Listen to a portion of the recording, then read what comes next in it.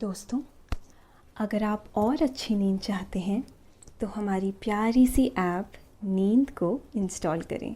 इस ऐप पर आपको एक्सक्लूसिव स्लीप स्टोरीज़ मिलेंगी और आप बिना यूट्यूब प्रीमियम के भी इन स्टोरीज़ को बैकग्राउंड में सुन सकेंगे। इंस्टॉल करने के लिए आप हमारी वेबसाइट neend.app पर ज़रूर आइए और अच्छी कहानियाँ, स्लीप म्यूज़िक, कुछ टिप्स सुनने के लिए इस चैनल को सब्सक्राइब कीजिए। नमस्कार, मैं हूँ पायल और आज मैं प्रस्तुत करती हूँ हृदय विहारी द्वारा संकलित और ग्रिम ब्रदर्स द्वारा लिखी कहानियों में से एक कहानी में वर्णित कहानी मोची और बोनो की। यूरोप के एक देश में एक मोची बहुत उदास था क्योंकि न तो उसके पास इतना सामान था कि वो जूते बनाकर बाहर ले जा सके और न ही उसके जूते खरीदने के लिए ग्राहक आते थे। केवल एक जूते की जोड़ी के लिए आखिरी बचा सामान मेज पर रख ईश्वर से प्रार्थना करता हुआ मोची सो जाता है और सुबह जब वो उठता है तो देखता है एक चमचमाते जूते की जोड़ी। कौन था वो जिसने रात को इतने सुंदर जूते बना दिए? जानेंगे आज की कहानी में। लेकिन इस कहानी को सुनने से पहले आप अपने आसपास की सारी लाइट्स बंद कर दीजिए। रख दीजिए अपने सभी कामों को एक साइड और आराम से लेट जाइए। अपनी आंखें धीरे से बंद कर लीजिए। अब थोड़ा सा अपने शरीर को आराम दीजिए। थोड़ा और आराम। अपने शरीर को बिल्कुल ढीला छोड़ दीजिए। हाथों को शरीर से दूर रखते हुए हथेलियां आसमान की ओर आराम से। कोई टेंशन नहीं, कोई तनाव नहीं। अपने दिमाग में चल रहे सभी विचारों को, चिंताओं को त्याग दें।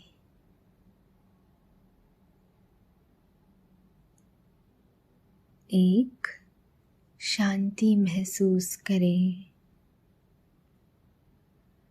महसूस करें कि एक शांति आपके अंदर प्रवेश कर रही है। गहरी सांस लें। सभी नेगेटिव पॉजिटिव विचारों को धीरे धीरे निकाल दें। अब अपनी सांसों पर ध्यान लगाएं। इसको धीमे या तेज नहीं करना है, बस ध्यान देना है कि कैसे वो आपके नाक, गले में होते हुए आपके फेफड़ों में जा रही है और आपके फेफड़े फूल रहे हैं और कैसे वो आपके फेफड़ों से वापस गले और नाक के माध्यम से वापस निकल रही है और आपके फेफड़े थोड़े सिकुड़ रहे हैं। मन शांत, एकदम शांत होता जा रहा है। आप अच्छा महसूस कर रहे हैं, खुद को काफी हल्का फील कर रहे हैं। सब तरफ शांति है, सुकून है, खामोशी है। यूरोप के किसी शहर में एक मोची अपनी पत्नी के साथ रहा करता था। उसके घर के पास ही उसकी एक छोटी सी दुकान थी। उस दुकान में वो मोची जूते बनाया करता था। वो उन जूतों को ग्राहकों को बेचता और उनकी बिक्री से जो कुछ उसे मिल पाता उससे अपना परिवार का गुजर बसर किया करता। हालांकि मोची अपना काम बड़ी मेहनत और लगन से करता था, बाजार में बहुत सी और दुकानें होने के कारण धीरे धीरे उसके जूते खरीदने वालों की संख्या कम होने लगी। ऐसे में उसे बहुत कम दाम पर अपनी मेहनत से तैयार जूतों को बेचना पड़ता था। उसकी आमदनी दिन ब दिन कम होती जा रही थी। इसका परिणाम ये हुआ कि एक समय पर उसका सारा जमा पैसा भी खत्म हो चला और अब नौबत ये आ गई थी कि उसे घर चलाना मुश्किल हो गया था। अब उसके पास इतना धन भी नहीं था कि 2 वक्त का भोजन भी कर सके। इस कारण मोची बहुत ज्यादा उदास रहने लगा। वो दिन रात इसी चिंता में रहता कि पता नहीं उसके साथ क्या होगा। उसको उदास देख मोची की पत्नी उसे दिलासा देती कि भगवान पर भरोसा रखो, बहुत जल्द सब ठीक हो जाएगा, भगवान हमारी मदद जरूर करेंगे। पत्नी की ये बात सुनकर मोची झूठ मूठ का मुस्कुरा देता, पर मन ही मन अपनी इस दिशा को सोचकर चिंता में डूब जाता। अब मोची की तबीयत भी बिगड़ने लगी थी और एक समय ऐसा आया जब मोची की दुकान पर केवल एक जोड़ी ही जूते बचे और उसके पास इसके अलावा और जूते बनाने का कुछ ज्यादा सामान भी मौजूद नहीं रह गया था। वहीं मुश्किल इस बात की थी कि उस एक जोड़ी जूते को खरीदने वाला भी कोई नहीं आ रहा था। मोची रोज ग्राहकों की प्रतीक्षा करता, पर जब कई दिनों तक उन जूतों को खरीदने कोई नहीं आया तो मोची उन जूतों को लेकर बाजार की ओर चल दिया। उसे पता था घर पर सामान नहीं है और इसी की चिंता लिए वो बाजार की ओर चला गया। बाजार में काफी मेहनत के बाद आखिरकार मोची के जूते बिक गए थे। मोची को जूते बेचने के बाद जो पैसा मिला, मोची ने उससे घर का जरूरी सामान खरीदा और घर वापस आने लगा। लेकिन तभी अचानक रास्ते में उसकी नजर एक बूढ़ी औरत पर पड़ी। वो औरत बहुत भूखी और बीमार थी, इसलिए मोची ने कुछ पैसे उस बूढ़ी औरत को दे दिए। फिर वो घर की ओर चल पड़ा। अब उसके पास और ज्यादा जूते बनाने के लिए सामान नहीं था।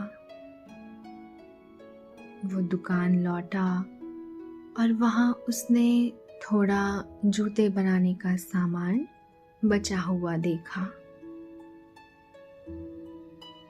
उस टुकड़े से केवल एक जोड़ी जूता ही बन सकता था।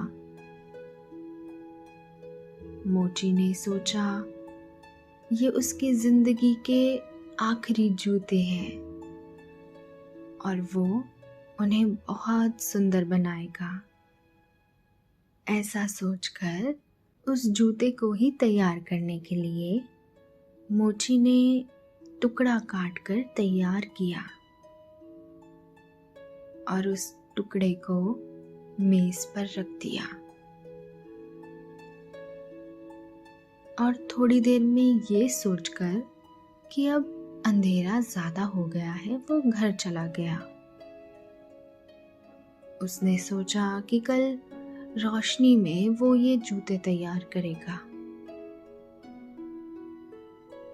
घर जाकर वो भगवान से प्रार्थना करने लगा कि उसकी परेशानियों को दूर करे। और ऐसे ही प्रार्थना करते करते कब उसे नींद आ गई, उसे भी पता न चला।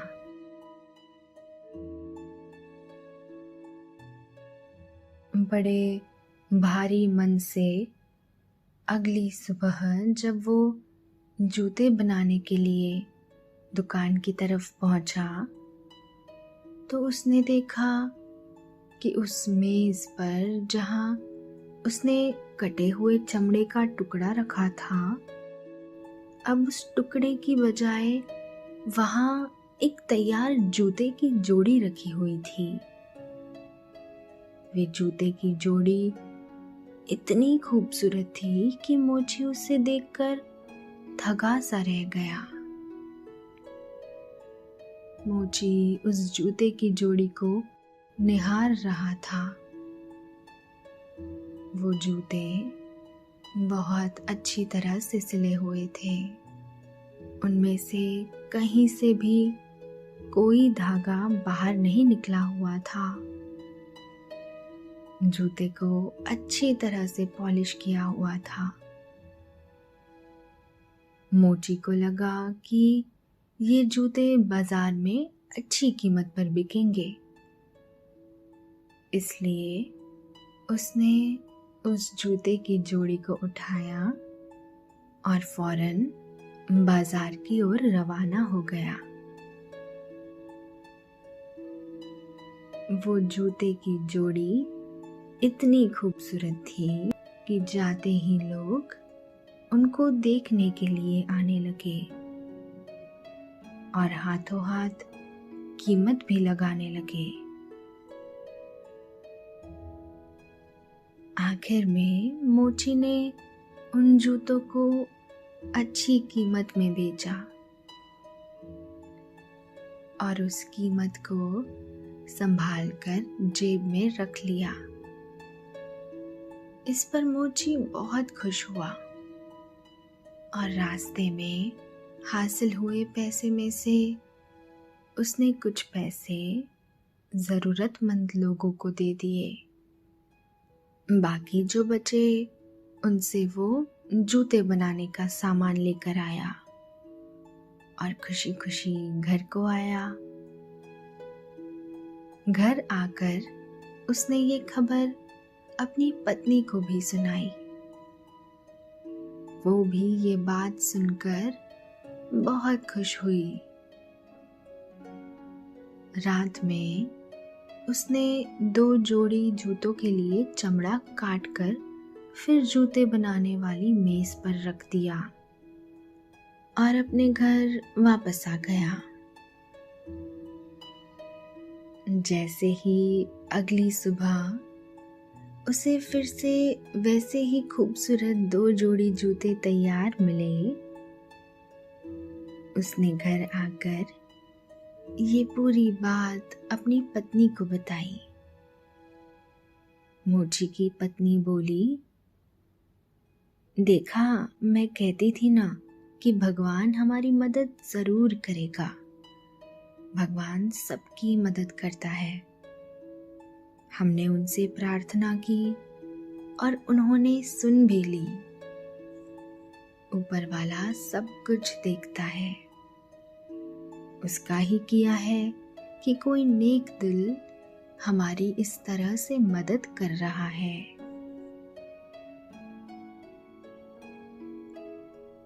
अब तो रोज जूते के लिए चमड़ा काटकर छोड़ने और अगले दिन बने बनाए सुंदर जूते पाने का सिलसिला ऐसे ही चलने लगा।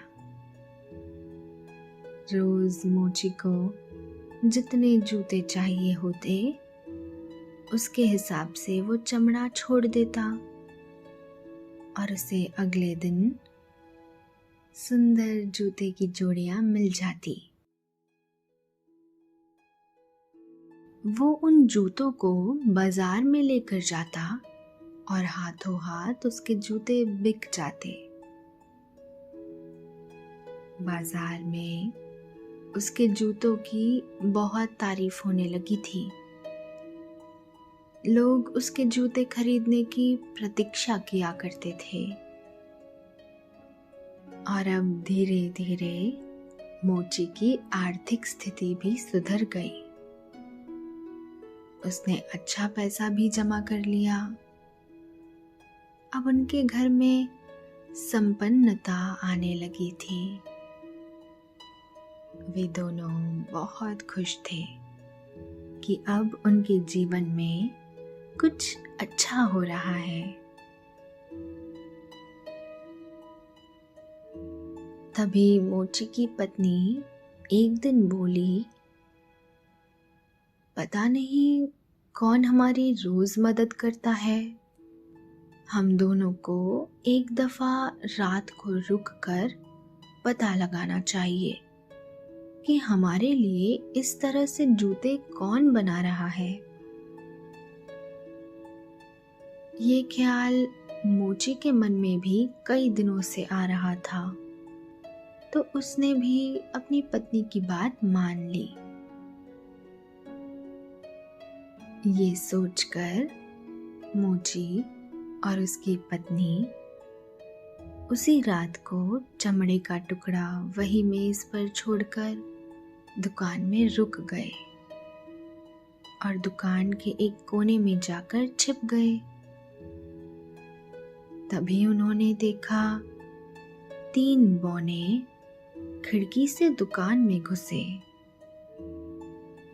उन तीनों बौनों ने मैले कपड़े पहन रखे थे और उनके पैरों में जूते भी नहीं थे। बिना किसी देरी के उन्होंने चमड़े के टुकड़े को उठाया और खुशी खुशी जूते बनाने लगे।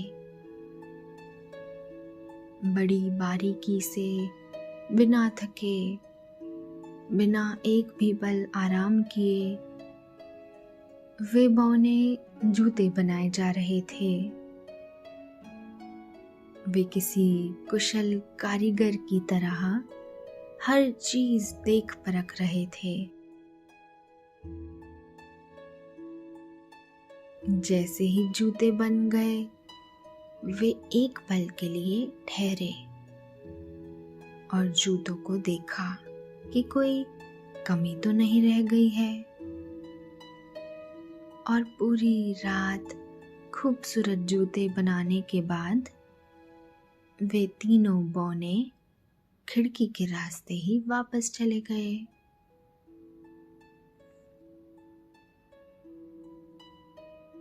ये सब देखकर मोची और उसकी पत्नी मंत्रमुग्ध हो गए थे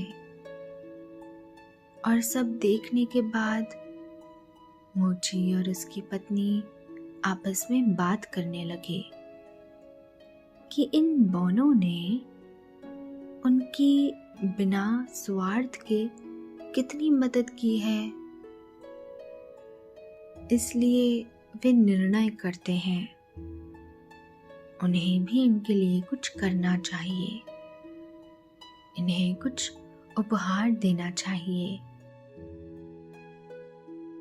इस पर मोची ने अपनी पत्नी से पूछा, बताओ आखिर हम ऐसा क्या कर सकते हैं जिससे इन छोटे दोस्तों को अच्छा लगे। इन्हें ऐसा क्या दिया जाए जिससे इन्हें खुशी मिले। इस पर पत्नी कहती है, तुमने ध्यान नहीं दिया पर उन्होंने जूते नहीं पहने हुए थे और उनके कपड़े भी इतने मोटे नहीं थे कि उन्हें सर्दी से बचा सके। हम एक काम कर सकते हैं, मैं उनके लिए नए सुंदर कपड़े सिल देती हूँ, मोजे और 2 नए कोट भी, और तुम उनके लिए उनके नाप के जूते बना देना।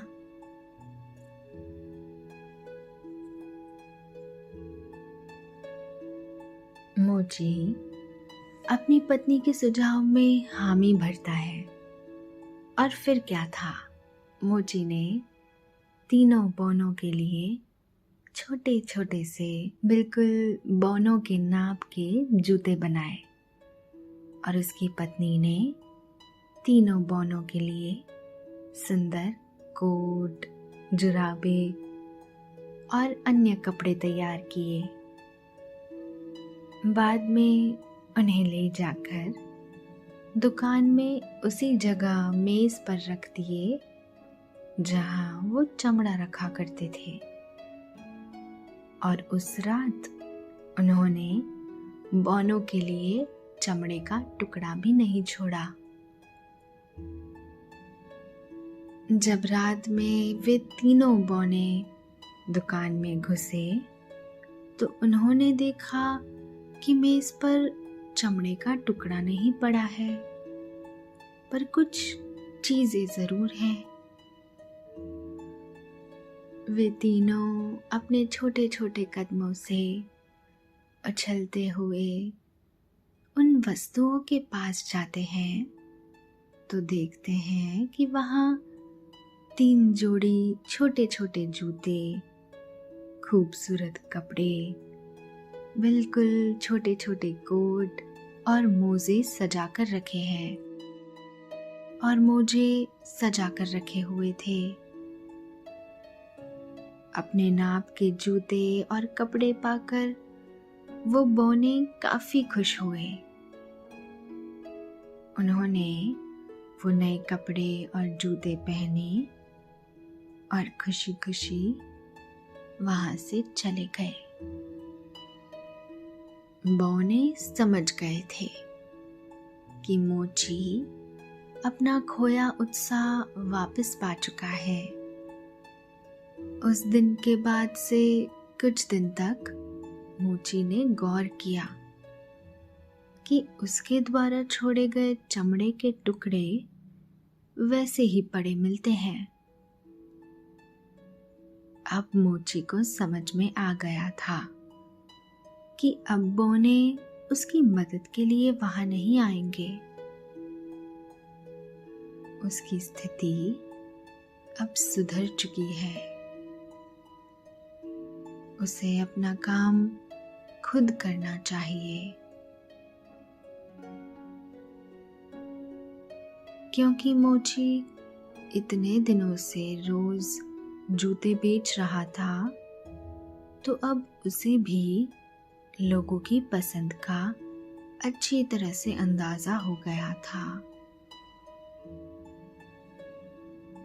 उसने पूरी मेहनत के साथ वैसे ही जूते बनाने शुरू कर दिए जैसे बौने बनाया करते थे। सुंदर, बिना किसी कमी के, अच्छी तरह से सिले हुए। मोची द्वारा बनाए गए इन जूतों को बाजार में अब खूब नाम मिलने लगा। लोगों को मोची का काम बहुत पसंद आने लगा और मोची अब संपन्न और खुश रहने लगा, हमेशा हमेशा के लिए। ये कहानी हमें सीख देती है कि दूसरों के द्वारा की गई मदद का आभार माने और उनसे सीख लें, न कि दूसरों पर निर्भर रहने लगे। जैसे मोची ने बोनों का सहारा तो लिया, उसने उनका एहसान भी माना और उनके लिए तोहफे भी तैयार किए। पर उनके जाने के बाद भी उसने दोबारा हार नहीं मानी, बल्कि अपने खोए हुए साहस को दोबारा पाकर दुगनी मेहनत से काम करने लगा। अगर हम सच्चे मन से मेहनत करते हैं तो पक्का ही समय आने पर हमें उसका इनाम जरूर मिलता है और ईश्वर हमारी मदद करते हैं। तो दोस्तों, ये थी आज की कहानी मोची की, कहानी बोनों की, कहानी जो हमें सीख देती है कभी भी हार न मानने की। आशा है आपको ये आज की कहानी अच्छी लगी होगी। आपने ये कहानी सुनी, आपको अच्छा लग रहा है, पर अब समय हो गया है आपके सोने का। आप अब सोने जा रहे हैं, पर किसी कारण से अब की बार सोना आपके लिए बहुत आसान है, क्योंकि अब आप बहुत हल्का महसूस कर रहे हैं। कोई तनाव दिखाई नहीं दे रहा। आपकी पलकें बहुत भारी होती जा रही है।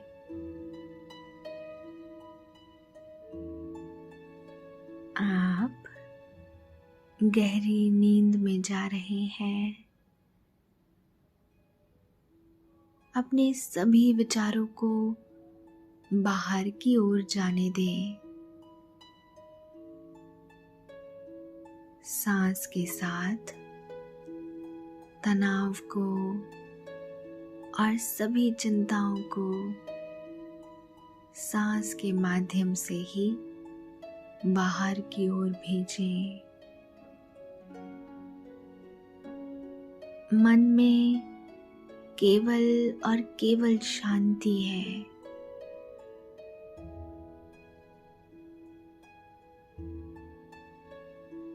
आपका शरीर अब एक पंख की तरह हल्का हो रहा है। आप हवा में तैर रहे हैं। आप महसूस कर रहे हैं कि निद्रा देवी आपकी तरफ आ रही है।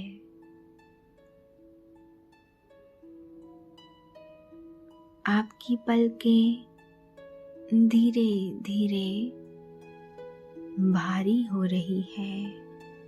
निद्रा देवी आपको अपने मोह पाश में बांध रही है। उन्हें स्वीकारें।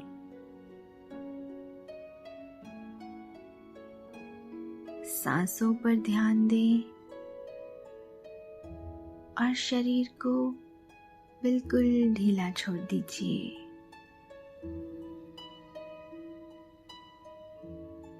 अब आप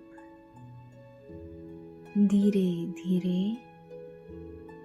नींद की ओर बढ़ते जा रहे हैं और नींद आपको अपनी आगोश में समाती जा रही है, समाती जा रही है। शुभ रात्रि।